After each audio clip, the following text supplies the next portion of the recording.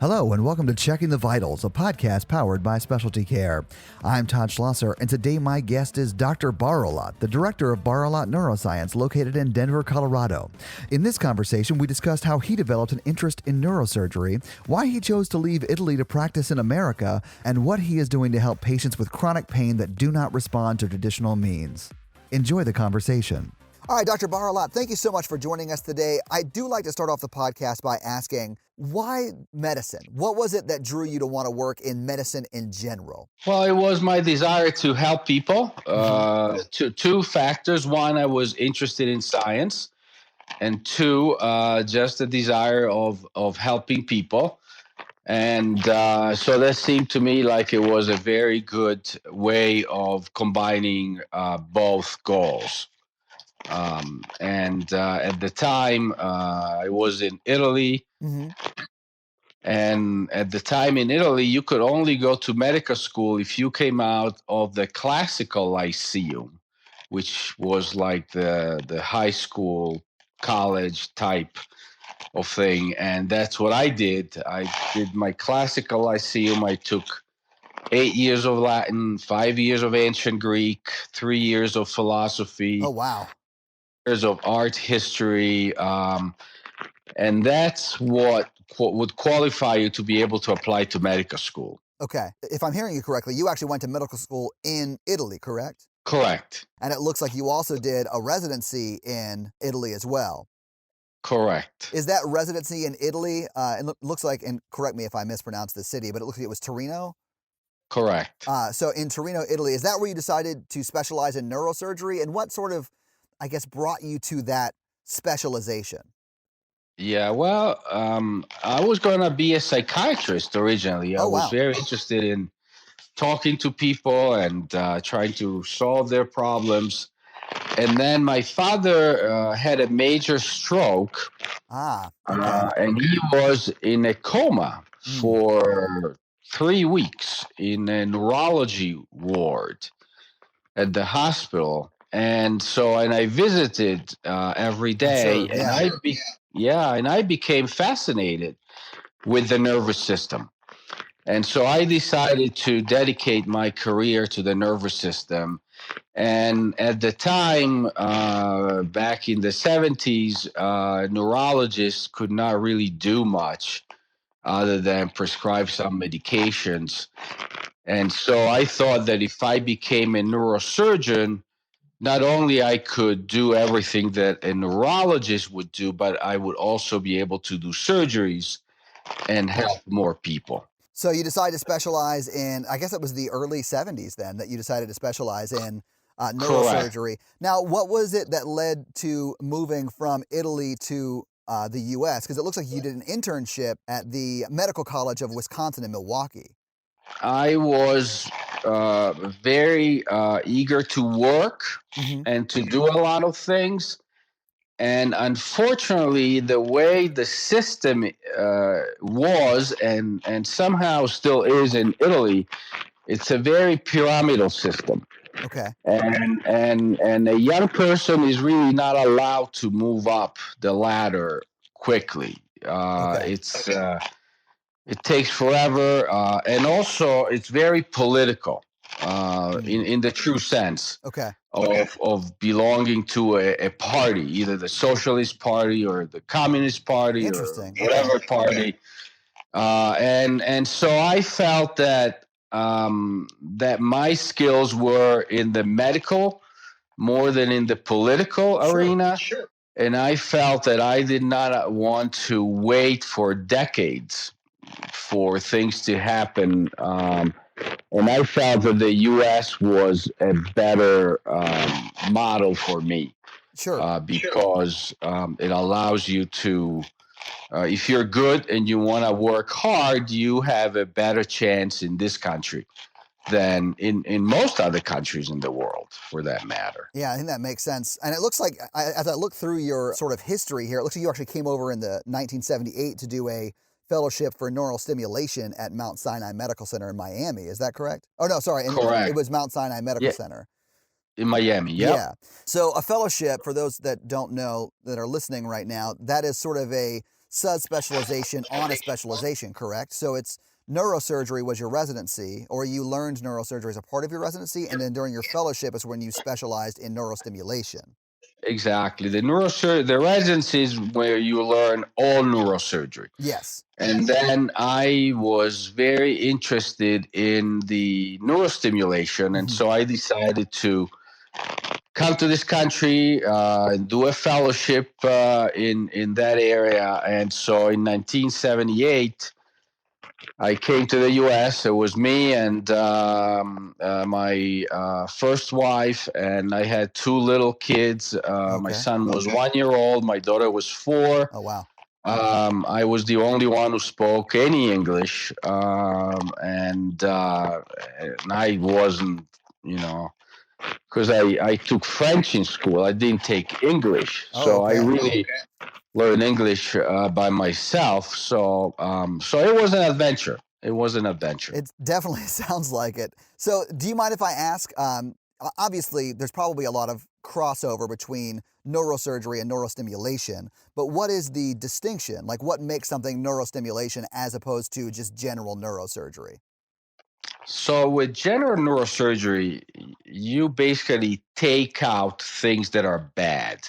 Okay. Like tumors or aneurysms or, parts of the spines that are creating problems. With neurostimulation, you take advantage of the fact that the nervous system is an electrical system. Right. And so you're trying to correct, you're not trying to remove, you're trying to correct the malfunction of some parts of the nervous system by introducing electricity. So you're basically like a regular neurosurgeon would be like a carpenter in a way of the nervous system. Neurostimulation, you're like the electrician of the nervous system. Okay. And that fascinated me. Yeah, absolutely. And at the time, the field was really in its early development.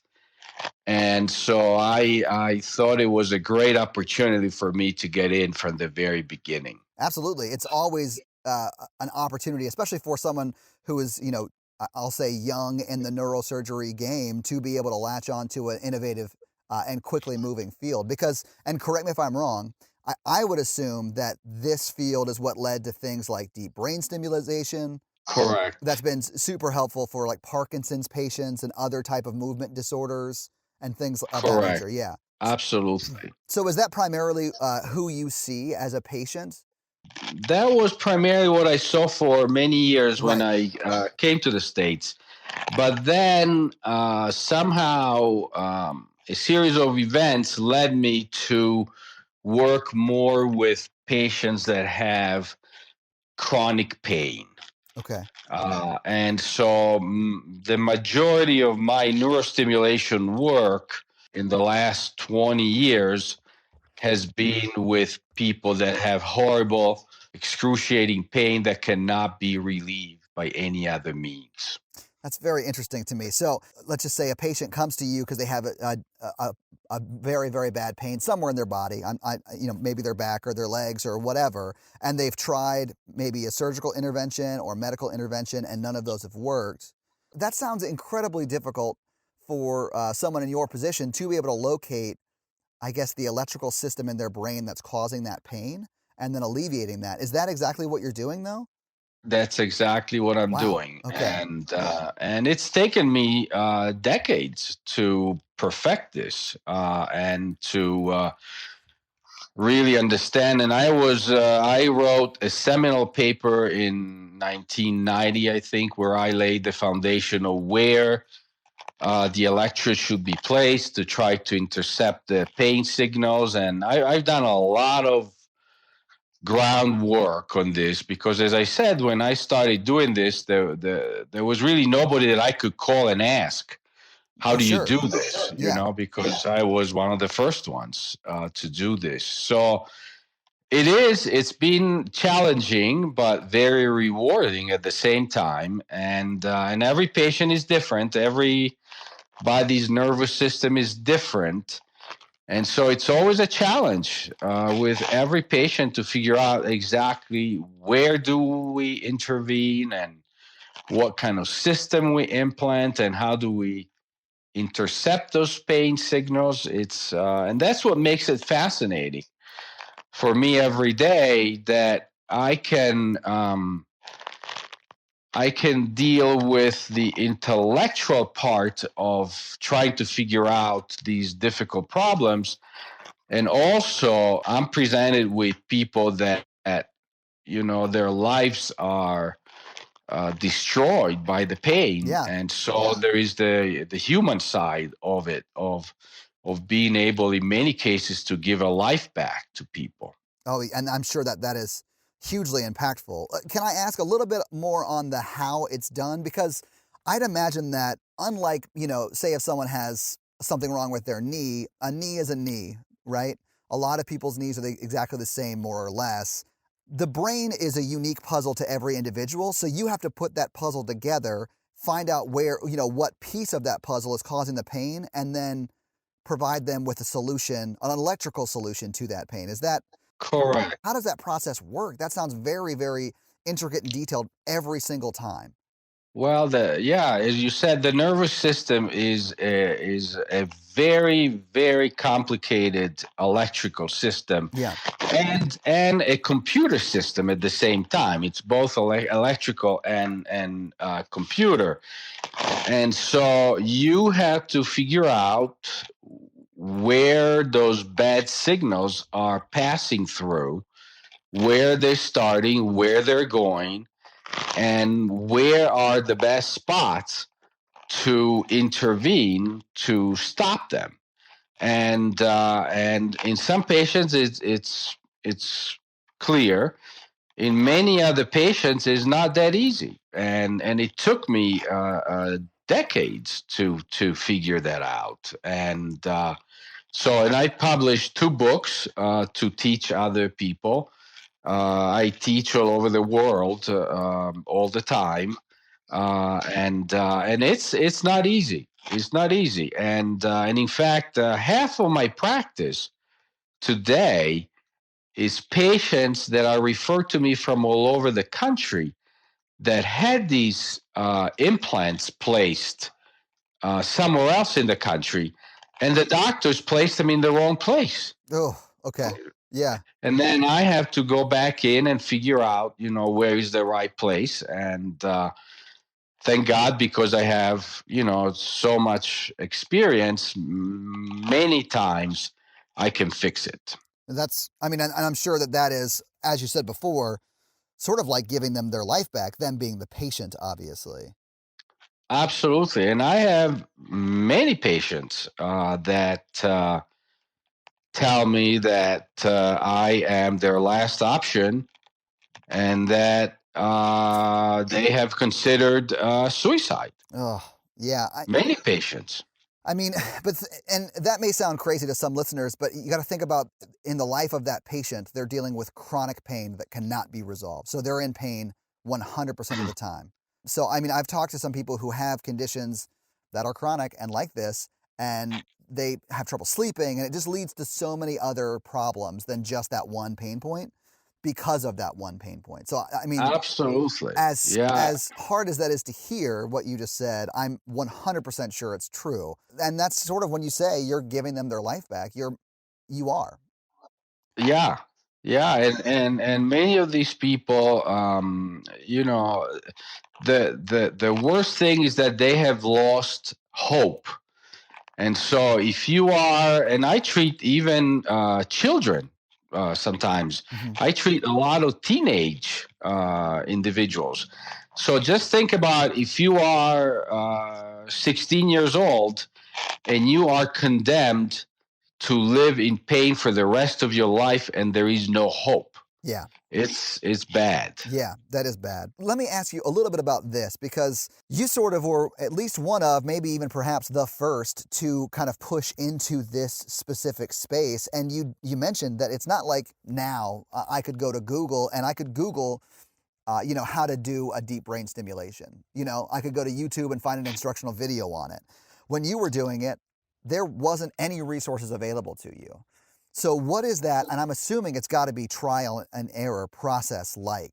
Correct. It was trial and error, and then in the early '90s, I wanted to bring some more science to it and some more rigor. Sure. And so I studied for 2 years in a row. I studied all the patients systematically. I collected all the data from all the patients. I put them all in a database. And then I came out with an atlas, let's say, of Sure. the nervous system that would give guidelines as to where to place these electrodes. Because, as you said, many times it is trial and error. Yeah. And the issue is that one thing is if you're dealing with a normal nervous system, that you understand the rules. But sometimes when you have chronic pain, the reason you have chronic pain is because your nervous system is not functioning correctly. That electrical system has a short, and you have to figure out what are the rules of that nervous system that is not working right. And so sometimes even I am puzzled Sure. about what to do. And sometimes it might take me more than one try to get it all figured out. Yeah. Let me just say this. When I say trial and error, in your situation, I don't mean like poking and prodding and just doing some, what I would say, remedial type of test to try and figure it out, like you're doing, and taking a very scientific approach to it. When you say you're placing these electrodes, are you placing these electrodes to sort of map the nervous system, or are you going to then run maybe a current through it to see if it blocks the pain signals? Correct. Okay. Correct. That's what I do. I place the electrode where, in my experience, it has the highest chance of helping. And then, because there's two parts to this. One is to place the electrode or electrodes in the best spot. Right. And then the second is to pass the right kind of signal that deranged nervous system will accept as a signal that they will control the symptoms. So there's two parts to this. One is to place the electrode surgically. Sure. And the other one is then to try different signals and see which ones are the ones that are most effective.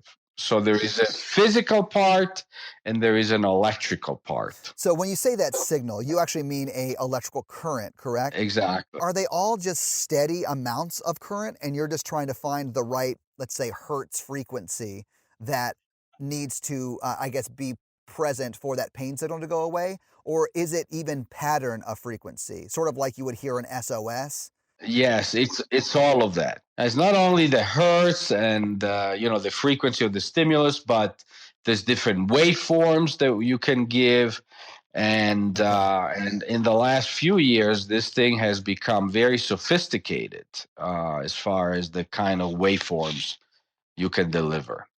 So when you say this thing, is that a piece of equipment, like a piece of technology you're using to help identify that? Correct. It's like a pacemaker that has a chip in it, and manufacturers, they keep studying this, and they keep developing additional waveforms, additional signals that then we try and see which ones are most helpful. Right. So it's ongoing research work. Honestly, I'm sure it's something that will never stop, because we'll always be able to break new ground and figure out more things. Although, I mean, I'm sure over the span of your career, that's been what, like 35 or so years, maybe 40 years at this point. 40, Yeah. yeah. Over the course of your 40-year span of career, what are some of the innovating techniques or equipment pieces that have come out that have sort of changed the game or made honestly diagnosis easier or things like that? Diagnosis, really, there's not been much because ultimately, since every patient is different, you have to place an electrode on their nervous system and you have to test and see what their nervous system says. Okay. But there have been a lot of improvements over the decades in the technology that have made it safer and more effective. Now they have these systems that have these implanted lithium batteries that can last 12, 15 years. Oh, wow. They have these remote wireless programmers to where you can hold this little wireless is like a TV changer, it's almost exactly the same. And you can actually change the signals in the pacemaker implanted in your body. Oh, Yeah, so the patient actually interesting. has full control over the device.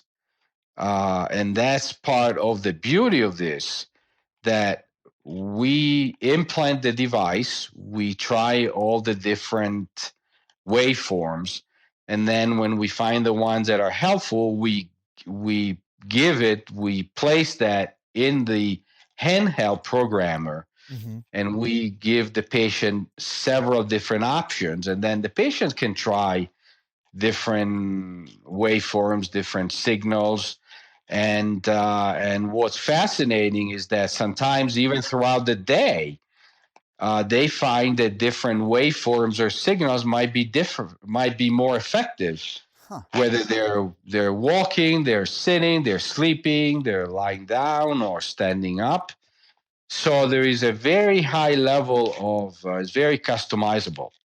That's fascinating to me. It's sort of like you're giving them in my mind, I'm thinking of, patients in the hospital where they're given a button to give themselves more medicine or something like that. But you're Yeah, allowing them through, it sounds like a universal TV remote, although probably a lot less complicated, to change the hertz frequency or the signal, the wave signal. And that is allowing it to deliver, I guess, more specific pain blockage for what activity they're exactly. doing. That's amazing. Exactly. So basically, that's what I tell the patient. I'm going to give you your own built in pain control unit. Yeah, But you have to work with me and learn how to use it sure. and make the best out of it. So sometimes it takes weeks because they have to try different situations.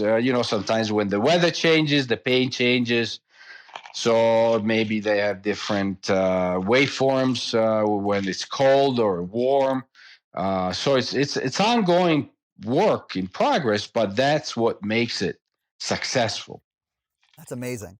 So now that we've talked about sort of what innovation has happened over the span of your career, where do you sort of see the field of neurostimulation going? Well, it's going to where, see, the nervous system, as I said, is like an electrical system, and the Yeah. and the nervous system controls basically almost every function of the body. And so by being able to tap into the system, you could theoretically correct a lot of issues.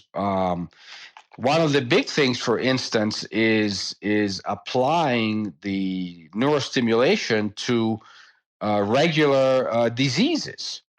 Like there's a company that is looking into applying neurostimulation to treat rheumatoid arthritis, Oh, wow. for instance, Yeah. or other autoimmune conditions. Because if you place the electrode on some specific areas of the nervous system, you can actually boost the immune system or have anti-inflammatory responses. You can treat depression, for instance.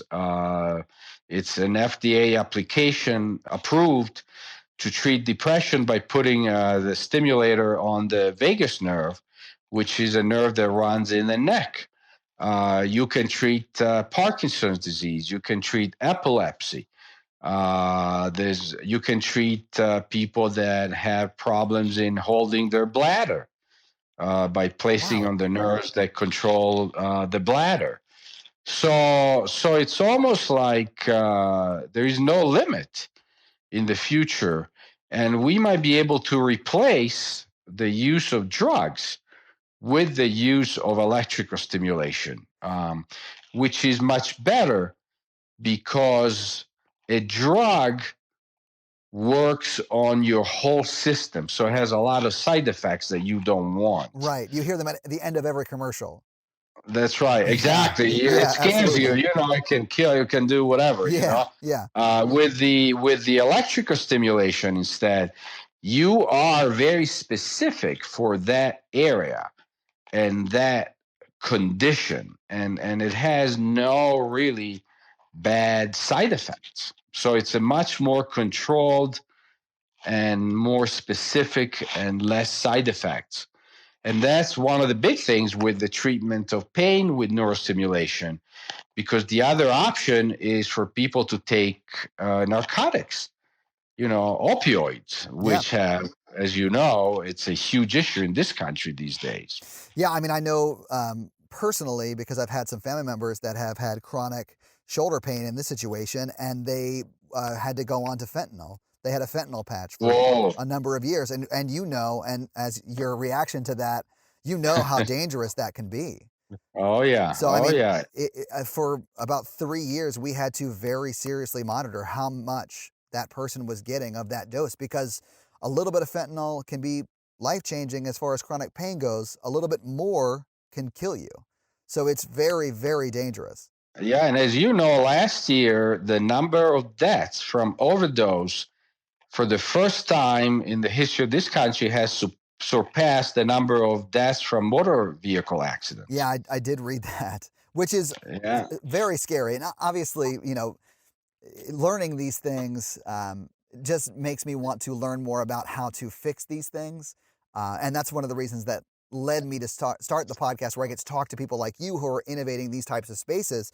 Because if you can push into this space and figure out how to treat that kind of chronic pain, you can alleviate the need for people to go on to opioids that then leads them to abuse opioids. Absolutely. Not that everyone does, but there's a chance there, right?